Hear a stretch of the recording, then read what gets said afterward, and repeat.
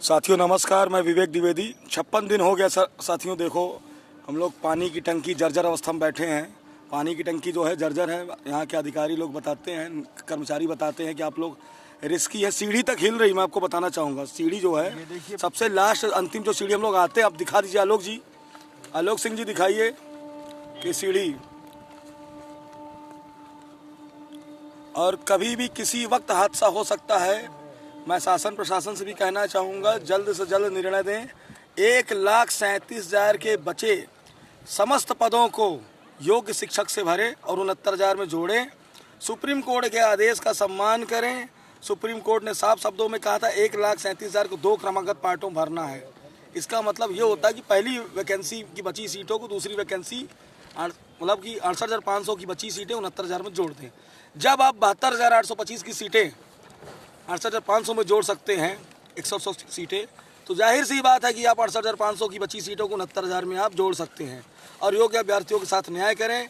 शासन प्रशासन से मैं यही कहना चाहूँगा। और जो भी अभ्यर्थी ये हमारी बातों को सुन रहे हैं, उनसे निवेदन करना चाहूँगा कि वो अब एकजुट हो जाएं, संघर्ष के लिए खड़े हो जाएं हमारे साथ, हमारे धरने को मजबूती दें। 22,000 अभ्यर्थी अगर आ जाएं तो अच्छा है, 10,000 आए चाहे 5,000, लेकिन आ जाइए। हम आप लोग के लिए लड़ रहे हैं, आपके हक के लिए लड़ रहे हैं, आपके जॉब के लिए, आपके फ्यूचर के लिए लड़ रहे हैं। आप देख सकते हैं हम कितने खतरे पे बैठे हुए हैं। 200 फीट की ऊंचाई पर है और हम पर यहाँ तक कि प्रशासन की निगरानी भी है।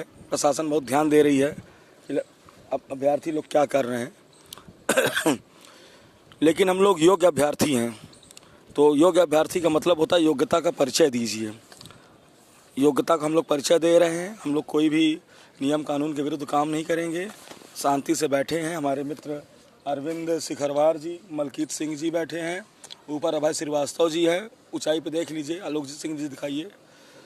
और हमारे कैमरा को समय आलोक सिंह जी पकड़े हुए हैं, मोबाइल के माध्यम से बना रहे हैं वीडियो।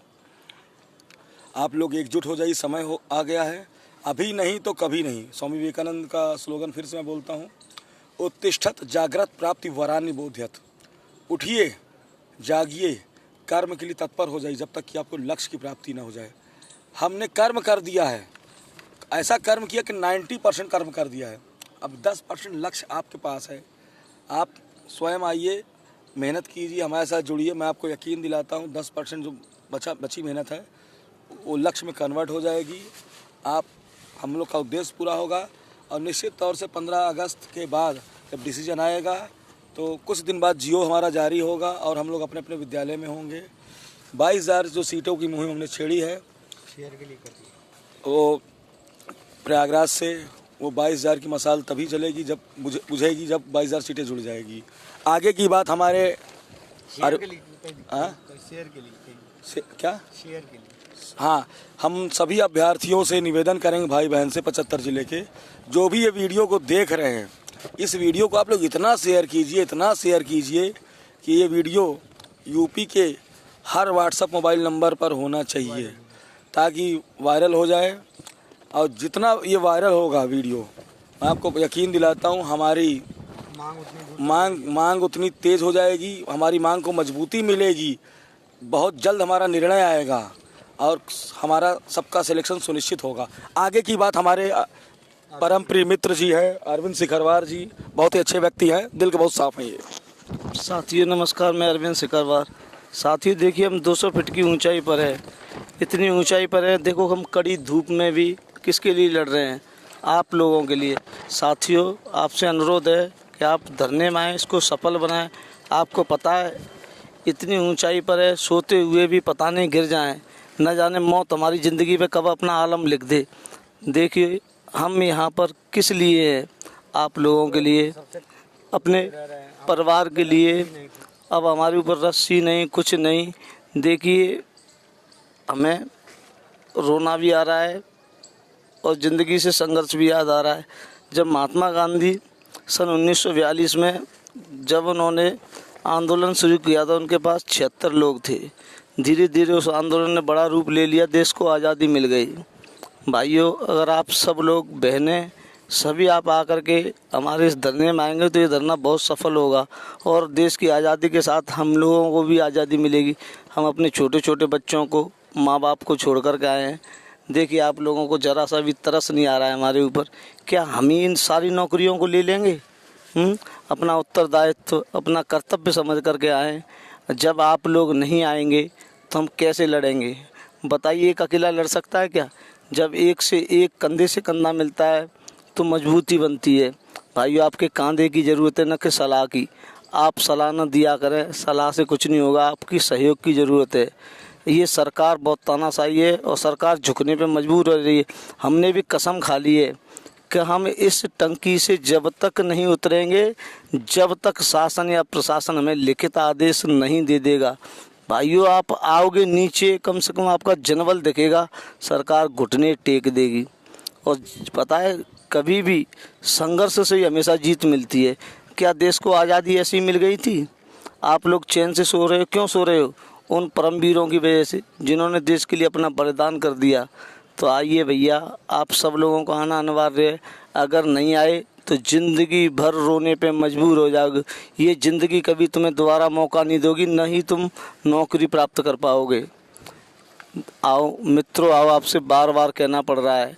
क्यों कहना पड़ रहा है? हमें अपने लिए नहीं, आपके लिए भी कहना पड़ रहा है। आइए, सहयोग कीजिए और नौकरी को प्राप्त कीजिए। आगे की बात हमारे परम मित्र मलकीत सिंह। साथियों नमस्कार, मैं मलकीत सिंह डिस्ट्रिक्ट रामपुर से। पिछले 57 दिन जो ये लोग अभी जैसे कि अब मैं क्या बताऊं आपको, आप भी समझदार हैं, अपना विषय खुद तय कर सकते हैं। जैसे कि हमारे प्रिय मित्र विवेक द्विवेदी जी हैं, ये संचालन कर रहे हैं धरना अध्यक्ष का। और हमारे ये इन्होंने कितनी मेहनत की है। और शिखर भार हमारे मित्र हैं, ये अभी भावुक भी हो गए कुछ बोलते हुए। आपसे हाथ जोड़कर विनती कर रहे हैं आपसे, पता नहीं कैसे मन को, आप किस मिट्टी के बने हो? कम से कम हम भी आपके भाई बहनों की तरह हैं जो आपके लिए आपकी हक के लिए लड़ाई लड़ रहे हैं। कम से कम आपका दायित्व ये है कि हमारा सहयोग दीजिए। हम सब कुछ करने के लिए तैयार हैं, सिर्फ आप आइए, जनबल दिखाइए। यहाँ पे सारा काम टंकी पे 200 फीट हम ऊपर चढ़े हुए हैं। अगर कुछ भी किसी भी हद तक जाना पड़ेगा, हम तैयार हैं। और शासन ने बोल दिया है अपनी जिम्मेदारी ये तुम्हारी, क्योंकि टंकी जर्जर है बुरी तरीके से। लेकिन फिर भी हम अपनी जान की परवाह ना करते हुए तुम लोगों के लिए, आप लोगों के लिए, अपने माँ बाप के सपनों के लिए, तुम्हारे माँ बाप के सपने के लिए, अपने भाई बहनों को किए उस वादे के लिए जो हमने किए हैं, और तुमने भी ज़रूर किए होंगे बातें कुछ, तो उस सब की, ताकि हम सब की परेशानियाँ दूर हो जाएं। इस वजह से हम यहाँ पे इस डिसीजन लिया हमने कि टंकी पे चढ़ने के लिए हम उतारू हो गए। और इस टंकी पे हम तब तक डटे रहेंगे तब तक लिखित आश्वासन हमें नहीं मिलेगा। अपर सचिव अभी जिला मजिस्ट्रेट आए थे, उनसे बात हुई हमारी, लेकिन हम फिर भी अपनी जबान पर अडिग रहे बिल्कुल। मैंने कहा हम ऐसे नहीं उतरेंगे, जब तक हमें लिखित आश्वासन नहीं चाहिए तब तक हम नहीं जाएंगे। तो साथियों, आइए, हमारी भी सुरक्षा कीजिए, अपने जीवन को उज्जवल बनाइए, हमारे जीवन की रक्षा कीजिए। अगर आप आएंगे तो ये समझ लीजिएगा हमारी शक्ति 2 गुनी, 3 गुनी, 4 गुनी ऐसे बढ़ जाएगी। वो बाकी का काम हम बाखूबी कर ही रहे हैं, आप देख ही रहे हैं। विवेक भाई हैं, इनके घर वाले तरस गए हैं देखने के लिए, हमें देखने के घर वाले तरस गए, रोते हैं बेचारे, कब आओगे। तो माँ बाप हैं, भाई बहन हैं, सब याद करते हैं हम लोगों को। तो आप कम से कम ये है कि आप भी अब देखिए, अब काफ़ी दिन घरों में बैठे रहे हैं, अब तो आ जाइए। कम से ज़्यादा दिनों का खेल नहीं बचा है, ये अंतिम पड़ाव पर हमारा है ये खेल, अंतिम पड़ाव है। हो सकता है तुरंत कल 15 अगस्त के बाद हमारा डिसीजन आ जाए, क्योंकि सरकार घुटने टेकेगी। और अब प्रशासन में हलचल भी है, हमसे लोग वार्ता के लिए भी आ रहे हैं। तो यही शुभ संकेत, एक अच्छा संकेत हम लोगों के लिए है कि प्रशासन में खलबली मची हुई है। आप अभी भी आ जाइए, ये वक्त दोबारा नहीं आएगा लौट करके। आप लोगों को ऐसे बुलाना पड़ता है जैसे हमारे घर पे शादी है, शादी का निमंत्रण देना पड़ रहा हो। आप अपना खुद कर्तव्य समझ के क्यों नहीं आ रहे हैं? ये आपका कर्तव्य नहीं, उत्तरदायित्व है, जीवन के लिए, अपने बच्चों के लिए, अपने माँ बाप के लिए। यार, तुम आज घर नहीं छोड़ोगे, ज़िंदगी तुम्हें छोड़ देगी। मैं तुमसे वादा करता हूँ, अगर आज तुमने घर नहीं छोड़ा तो ज़िंदगी तुम्हें छोड़ने पर मजबूर हो जाएगी। सिर्फ 2-4 दिन की बात है, यहाँ करके जनबल दिखा दीजिए, नौकरी ले जाइए। ये काम इतने मुकाम पे पहुँच चुका है, आप अखबार, न्यूज़पेपर, हेडलाइंस हर किसी में देखते होंगे, शासन प्रशासन सब में खलबली मची हुई है। आओ साथियों, मैं सच बता रहा हूँ, आप लोग को देखकर, जनबल देखकर मुझे खुशी होती, लेकिन संख्या बल कम है हमारी। संख्या बल को मजबूती दीजिए, हम आपके लड़ रहे हैं, इतने दिनों से लड़ रहे हैं। मैं आपको सच्चाई बता रहा हूँ, धरना अध्यक्ष मैं हूँ, लेकिन अपने आप में सब एक धरना अध्यक्ष है, चाहे लोक सिंह हो, चाहे अरविंद सिकरवार जी हो, चाहे मलकी, तो सब धरना अध्यक्ष हैं। हम सबको एक बराबर मानते हैं। 10 लोग का डिसीजन मूर्खपूर्ण माना जाता है, लेकिन 100 लोग का डिसीजन न्यायपूर्ण माना जाता है। तो मैं सभी जितने अभ्यर्थी हों, 1000 हों धरने में, चाहे 2000 हैं, हम सबसे निर्णय लेते हैं कि क्या करना है, आगे क्या करना है।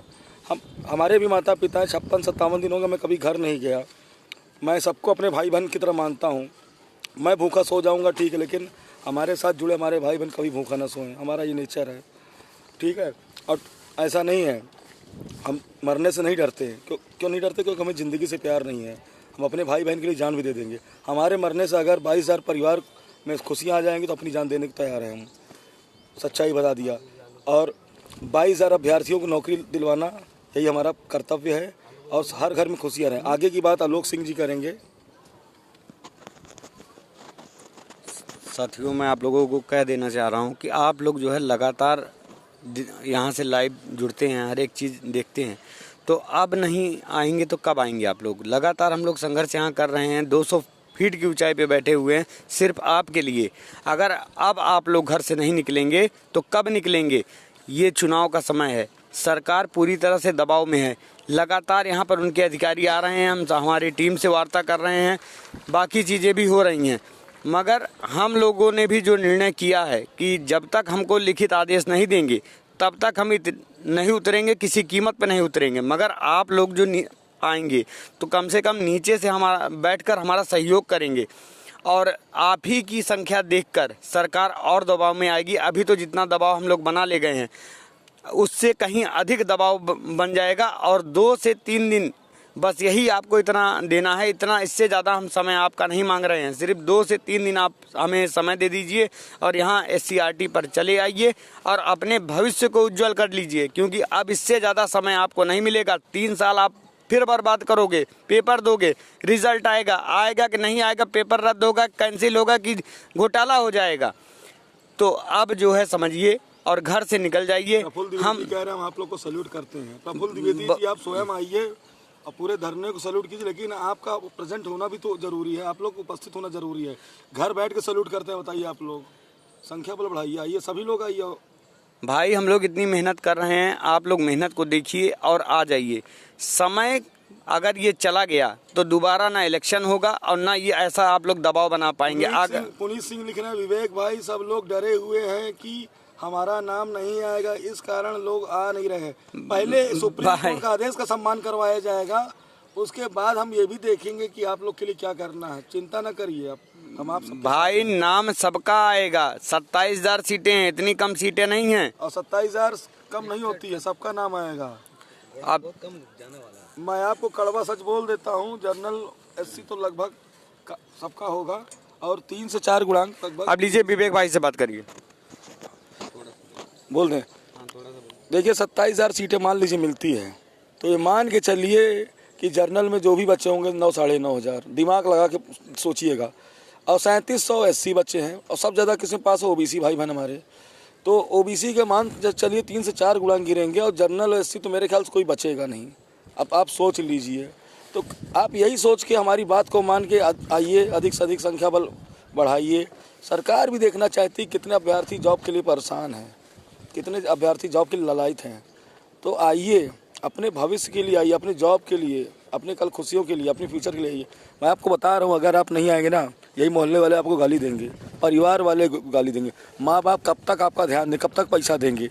एक समय आएगा ना, मैं आपको सच्चाई बता दे रहा हूँ, प्राइवेट स्कूल में टीचरों की भी नौकरी नहीं मिलेगी आपको।